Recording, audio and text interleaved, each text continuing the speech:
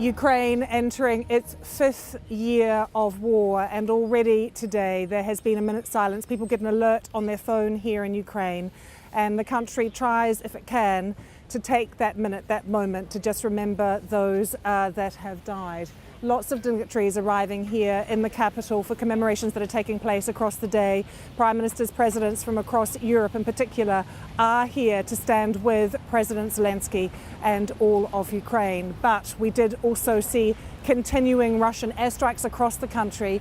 In the city of Zaporizhia, we know that 5 people, including a child, were injured. Several big multi-story buildings were damaged. They're used to this in Zaporizhia. There are drone strikes there all of the time. But just a reminder that this war does continue despite this very solemn day for people here in Ukraine.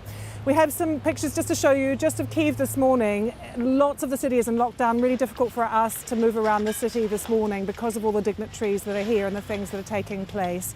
But people are also out as well, visiting some of the memorial sites, paying their respects as well. But you can see this is just a street scene on a very cold day again here in Kyiv, although it is warmer than it has been, and that is a relief for many. Although the streets are a little bit difficult to get around too, because that snow turning to slush, as you can see. But just people moving around the city in Kyiv this morning. A very, very poignant moment today as well in Bucha, where we saw people visiting the local cemetery. You may remember that name, Bucha. There were victims in the cemetery of the Russian occupation where people are buried there. That's where a massacre took place.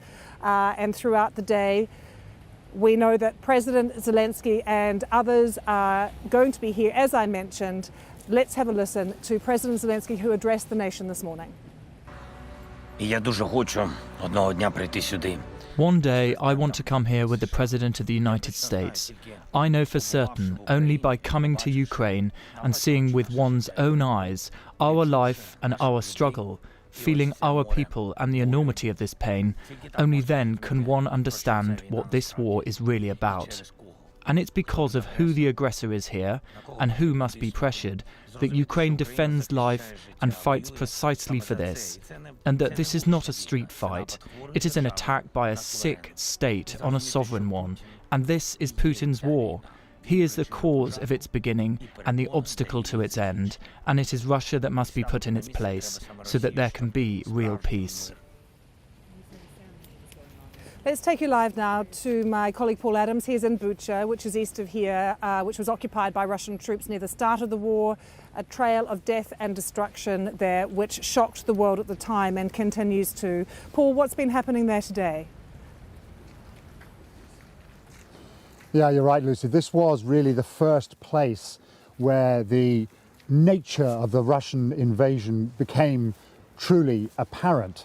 The Russians were only here for a few weeks. They landed at an airbase just 2 or 3 miles north of here on this day 4 years ago. They quickly captured Bucha. The troops occupied Bucha for just a matter of weeks before being pushed out again by the Ukrainians. And in the immediate aftermath of that, the world was horrified by the images that we saw.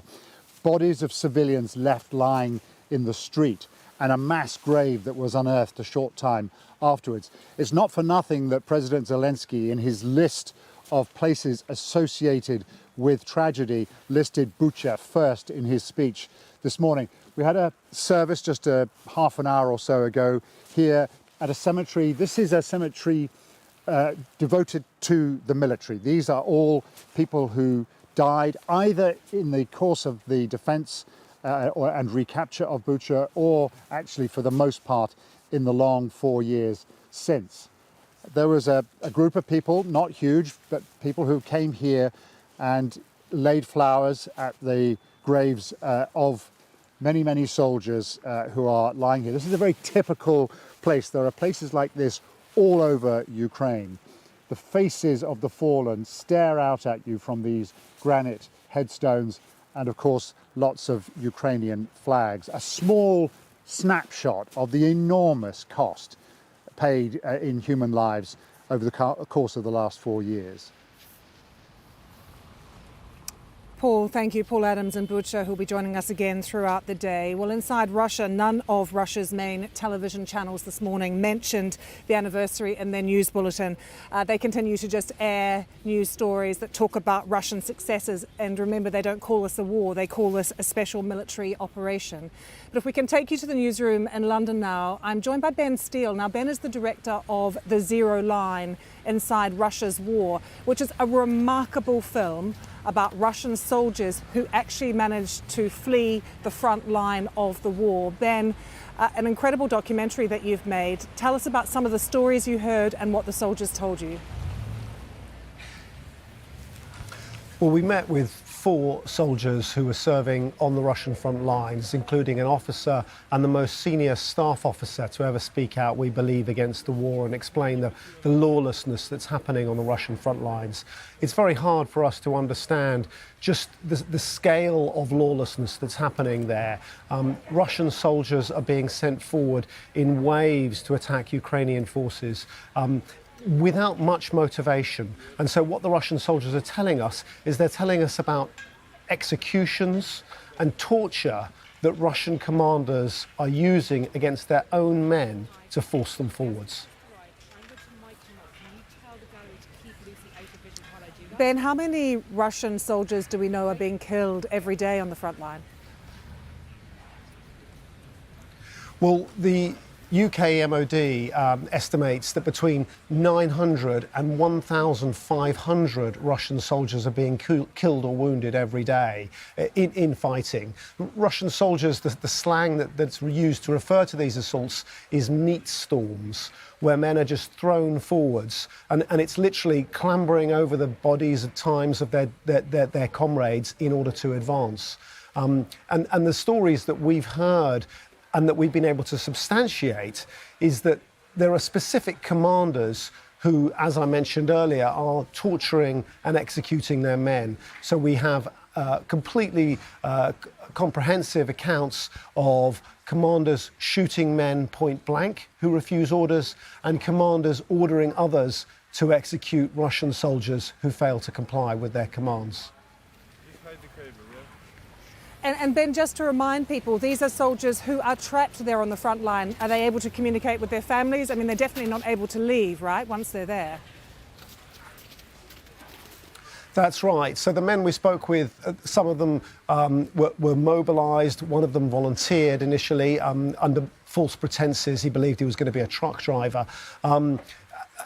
One of them was a senior staff officer, so was already in the military. But these men getting away from the front lines, once they discover the horror and the brutality of the fighting and the way in which they're being treated, just going forwards in these meat storms, it is, of course, very, very difficult to get out of the situation they're in. One of the men we spoke with, a man called Ilya, was mobilised in 2024 with a group of 79 soldiers from his hometown. His job was to identify and to count the dead. And we've seen the paperwork and the documentation, and he believes that he is the sole survivor of that group of 79 men, with the others all killed in action. Ben, so much of what you're saying and the testimony that you've gathered will really shock people when they hear these stories. But of everything that you heard from these soldiers, what is the one thing that you found most confrontational, most challenging, most shocking? Well, I guess from a perspective as being an outsider coming to this, it's just completely breathtaking to realise the way in which Russian soldiers are being treated by their commanders, the way in which they're being treated like meat, that the total lack of value of human life, that what's so obviously important for commanders is that they achieve the aims that they've been set, and this goes all the way to the top, this goes all the way to Putin, that they must simply advance, that is all that matters, that men are just thrown forwards on a daily basis, relentlessly trying to wear down the Ukrainian opponent. And one of the men said to us very clearly, look, the opponent is in front of us, but the enemy is our commander behind us. Yeah, really remarkable documentary that you've made, Ben. Thank you. Ben Steele, director of The Zero Line Inside Russia's War. One of the things we've been reporting on a lot over the winter on the BBC is just how cold it's been. When you arrive here, people tell you that they haven't experienced a winter like this for many, many years. The last few winters were quite a lot more mild. And of course, President Putin has been targeting infrastructure here in a big way. And that's left a lot of people without heat, without electricity over these winter months. So restoring that is crucial just for everyday life here. Let's talk now to Maxim Timchenko, who is head of DTEK, which is Ukraine's largest private energy company. Maxim, thank you for joining us. What a winter you've had. How challenging has it been? Yeah, it was the worst winter we've ever seen in Ukraine, and it's not because of such a weather, because of such a destruction by Russians, destruction of everything. Power stations, transmission lines, substations, bringing our people living in the temperature plus 6, 7 in their apartments. This is what I can call only one word: energy terror. And this is what was happening in Kiev this week. I mean, Maxim, we've heard stories of, little old ladies, pensioners, who have been stuck in their apartments, absolutely freezing, sometimes not able to get out because the icicles around the door were too hard, incredibly cold. I mean, the stories from the winter are really heartbreaking. And the stories of our colleagues on 1st of February, because of Russian drone attacks, we lost 12 people in one attack, 12 coal miners, just going home after their shift, just having nothing related to military. And this is the face of Russians. So they brought all the sufferings to us during this winter because they've not succeeded on military front line. They wanted to take Kiev for 3 days, in 3 days, and 4 days they have no any success, any serious success on military front line, and they focus now on destruction of our life, civil infrastructure. So Maxim, when a power station is hit, what happens then? How quickly can your teams get into action? What do you need to do to get things up and running again? You can imagine that for the last 2 months, in average, each of power stations were hit by or attacked by 150 drones and 30 missiles, ballistic missiles, cruise missiles, all types. None of air defense system can protect power station out of such an intensive attack. And of course, we do everything possible to recover as soon as possible. But if you get Iskander, hit your power station, you lose immediately 30% of capacity, and it's very difficult to You've recover. got quicker, right? Your teams are so entrepreneurial. You must have learned a lot over these past few months. I think none of energy system of the world had such an experience and destruction as we have it. And creativity and bravery of our people make it possible that now we have lights in our apartments, because we recover, finding different ways, different technological solutions for that. We have 30 black starts of our power station. I think that if you take England, then if black start once, it's extraordinary event in the whole year. In our case, it's part of our life now. And of course, we need to find solutions. We traveling through Europe to find equipment and bring to Ukraine from dismantle, decommission and coal power station. We bring in transformers from one to other power station in Ukraine and connect it in 3 days instead of 3 months as it usually takes. So this is the way how we deliver our mission. And what do you need, Maxim, from the rest of the world? Do you need help? Do you need equipment? Money? Number one, the world should realize that this is energy terror in the center of Europe and react properly on this. People should know what is happening in Kiev over the last 3 months and react properly. I cannot understand how the whole world cannot stop one man not bringing such suffering to our people. Of course, we need support in air defense. We need to protect what's still operational and what we recovering now. We need more used and new equipment. We need to place order now, and we didn't start preparation for the next winter. If we become stronger, then there is no, I hope that we'll know so much intention of Russians to attack us again. Maxim, good luck. It's getting warmer, but it's going to be a difficult summer, I'm sure, as well. Thank you very much for joining us here on BBC News. We do have some live pictures coming to us from Moscow at the moment that we can show you. And just to remind you what we're hearing from the Russian capital this morning, we've got reports from the pro-Kremlin morning newspapers. The editions are very silent on this anniversary today. None of Russia's main television channels mentioning the anniversary in their bulletins either. Just continuing to air what they call successes in the special military operation.